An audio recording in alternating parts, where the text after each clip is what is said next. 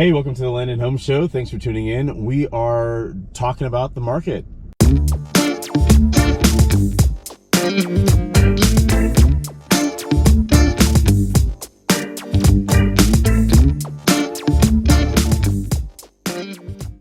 Hi, I'm Stephen J.B. Davis, your land specialist and residential realtor here in Central Kentucky and beyond. I'm actually at the Lexington airport, but while I have a quick moment here, and I think it'll be quick, I want to give you just a snapshot of what's going on in the market and some of my thoughts. It'll be a little heavy on the stats and mostly just Lexington, surrounding counties, single family houses. So this isn't a land video. It's not a video about multifamily or commercial. I mean, I don't even do commercial real estate, but just single family homes right here in Lexington and the immediate area around it.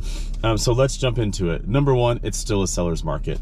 Number two, at any price point in the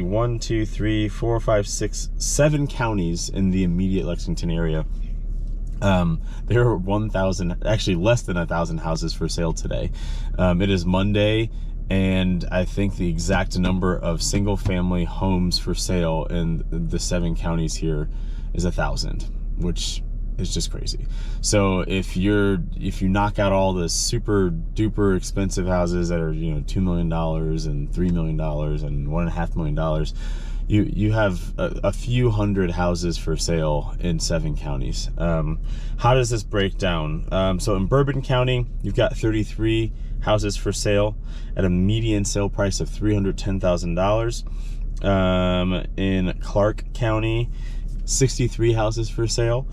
Median sale price of $195,000, and that's particularly in Winchester, in Clark County. That's a decrease in price by about 6.5%. Here in Fayette County, where Lexington is, where it's all the same, you have 346 homes for sale with a median sale price of $345,000, which is a 15% increase in median sale price. In Jessamine County, with the county seat of Northville, that's in Michigan, Nicholasville, you have 88 houses for sale. Crazy. With a median sale price of $297,500, which is a decrease, according to my stat source, of about 20.9% in median sale price. In Madison County, 171 homes for sale. And in Richmond, which is in Madison County and where most people in Madison County live, a median sale price of $264,500, which is a decrease of about 8.76% in median sale price. Scott County, which is where Georgetown is, there are 213 homes for sale with a median sale price of $300,000, which is an increase of about 11.2%. Georgetown is the county seat for that county, for Scott County. And then last but not least, Woodford is the last touching county to Lexington, and it has 32 homes for sale.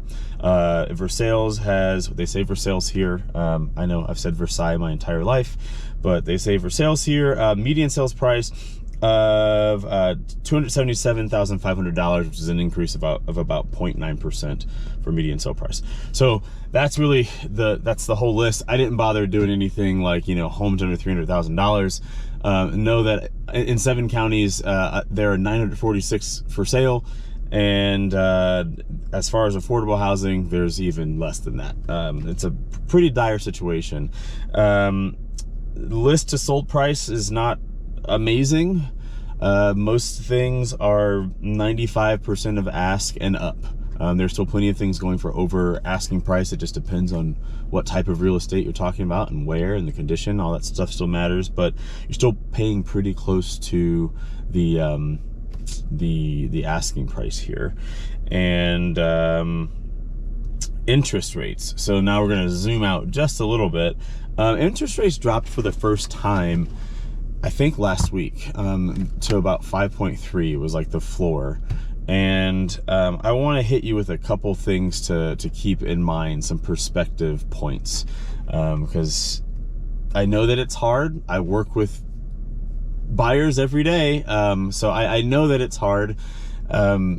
but you got to have some realism about the situation. So I know that many of you are just desperately wishing for 2008 and 2009 to come back, but I will gladly remind you that in 2008 and 2009, the interest rates were 6.35% on average. And then in 2009, they went down to about 5% on average. And when we talk about averages, we have to keep in mind, we're talking about people with like good credit too. So there were people paying well above 6%, just like there's people paying well above 5.5% today. So, be careful what you wish for. And while we're on the subject of 2008 and 2009, you also need to realize that just because there's a recession doesn't mean that there's a housing crash. They're not synonymous. They're not mutually inclusive.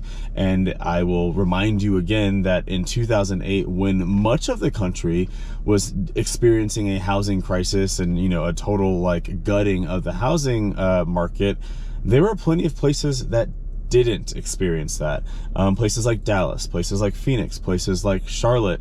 And it's not that those places were completely unaffected, but in terms of like can't sell a house, can't give away a house kind of sentiment, that wasn't happening there. It wasn't happening in really, like tier 1 university towns, Lexington being one of them. The housing market did not crush Lexington. UK is a huge employer with a huge hospital system with a very large enrollment. Ann Arbor was another place that was very similar where, there was like a little nominal dip, but there was construction happening all over Ann Arbor and there were homes being sold and all of that stuff, even though 40 miles east in Detroit and the Metro Detroit area, the case was very much the opposite. The case was, oh my gosh, this is a housing crash. So a recession does not absolutely equate to a housing market crash. And then the last thing I want to say on that is a lot of the housing crash was because of predatory lending. And outside of my student loans that I'm paying off, I don't really know of any large swath like of lending going on that has any sort of potential negative effects where it could completely collapse an entire economy. And my thoughts on the college education system, I very much feel like the college education bubble will collapse in my lifetime. But the housing market got corrected. None of those guys went to jail. None of the banks really had to pay anything for essentially breaking a lot of laws. But we got a lot of that buttoned up when we bailed out the banks. So predatory lending is not really a part of this economic puzzle that we are currently all experiencing. And without that, I'd say that with lots of other factors, but without that, I don't think we're really going back to 2008 or 2009 anytime soon. Certainly not here in Lexington. Some of these coastal cities, keep your eye on it. Especially in the West Coast and parts of the northern East Coast, like New York. Maybe there's something to all of that. Certainly in the commercial real estate sector. And I think that could domino into some supply and demand shifts in the residential sector as people, anyway, I'm getting a little off topic, but I don't think that there's a 2008, 2009 happening here in Lexington anytime soon, and probably not in a lot of places in America.